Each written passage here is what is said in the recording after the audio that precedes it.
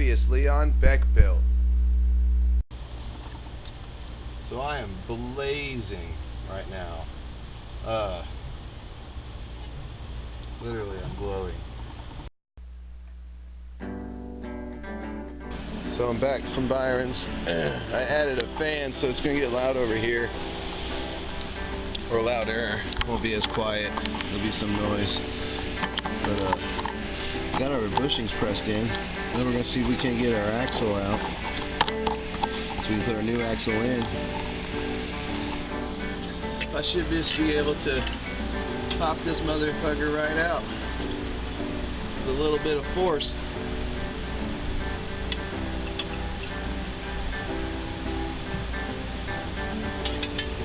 Good Lord. What happened? Oh. Well, I popped part of it, but I didn't get all of it. That's okay, because this is out of my way now. So I finally got it. Let me show you what I had to do. So I had to take this pry bar right here, and I had to get it into this spot up here in the ears, pry against the transmission, while with my other hand that's now holding the camera, take that hammer and tap on the actual end here to work it past its clip. So now we can remove it. That's the little clip that we're fighting right there. But it also makes it so easy and handy dandy to go back in.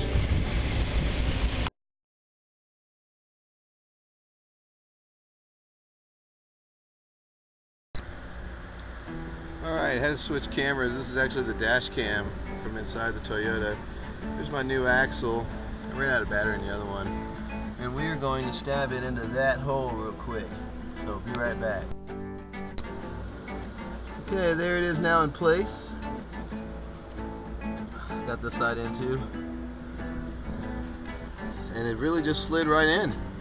So it's still all loosey-goosey. So let me go get my control arm and start putting it back. Let's walk over here. It's time to get this bad boy. I like to paint everything that comes off the car, so when it goes back on the car, I mean, really, to be honest with you, painting just shows that much more effort and just looks that much better when you go to stab it in. So what has to happen here, that's my where is it at? There we go. A sway arm. It's got to go through this control arm at the same time as this one goes in. That's got to go on. So let's see if we can't get a little bit of finagling going on here. And it's all downhill from here. I should be back together and test drive this car real quick. See, now you can see it's resting in place. I haven't tightened anything up yet. Got that piece in. Literally didn't take no time at all. 2 bolts to put the ball joint back into place. We're almost done here, folks. Here's a big derp. I almost got all this back on and bolted down tight when I realized that, well, this bushing needs to go here, as well as that bushing needs to go there to the other side. So I was about to ruin my good job. Don't do that. Don't forget your washers. Okay, now I got my washers in. And the bolts are on. It's time to tighten everything up.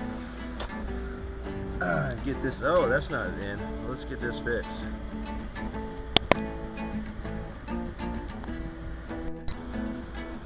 Okay, so I have all my bolts here, and there, and there, there, and there tightened. And I've got my bolt down here is almost tight. No, that is tight, and this is tight.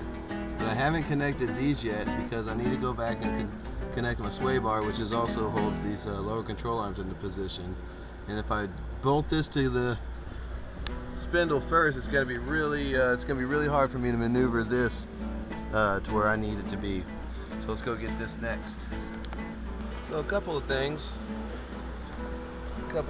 I laid an ants and then this is being a struggle, so I'm using the jack to get it to go back into place, because I don't like to fight shit. If I can get something else to do my work for me, a jack, a bar, a leg of wood, I will.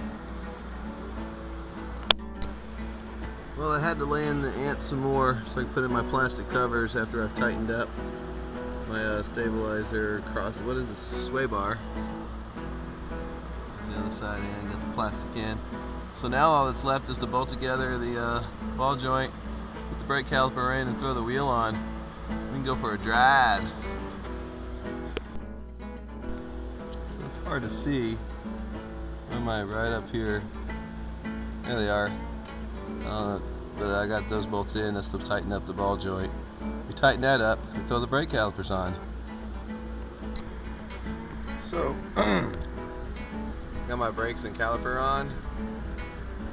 Everything's tightened up, I believe. I'm gonna double check here and here. Tie rod ends on. Just have to tighten up this bolt right here. I don't have an impact, so I went and borrowed this from Byron, who you met earlier. And I've got this giant 3/4 inch ratchet. Look at the size of this thing. Good Lord. But I'm gonna tighten that down, and that should be about it. We'll go for a drive. And finally, don't forget your safety retainer and your cotter pin so your axle nut can't back out. This is our test ride for the new control arm bushing and the CV axle. So we figured we'd do like a little bit of a talking outro. But man, look. We're just hitting all kinds of bumps just then, and it's so quiet. So quiet. So every time we fix something on this car, I just enjoy driving it that much more. Hopefully the next video on this car will be the dual turn-ups in the back. The exhaust pipe rusted there, the muffler rusted off and fell off this car. And I didn't have anything to put on it. We weren't just going to drive around with a straight pipe. And it sounded stank too. It was all... It did not sound pretty whatsoever. Using a bunch of pieces of pipe I had, and I reduced a Flowmaster for a truck from 3" down to 2". And got it welded on. It actually sounds fantastic. But it's a single in, dual out. So I've been watching this Braden guy on YouTube, and his friend Ross has this cool little car that's been all crapped out, and they've just made it way better than it ever could have dreamed of being. The Steve. I like his exhaust, except for I can't get away with 6-foot tall exhaust just because the little lady wouldn't have it. This is her car. So we're going to do dual turn-ups with the dual flappy caps, keep the rain out of them. It's going to be our, what do they call that? But so as our tribute to the Steve, on our Toyota-tronic X-Wing Dream Machine, we're going to be doing the dual turned-up exhaust with the flappy rain caps. Plus, I just think it's really cool. One could even say tits.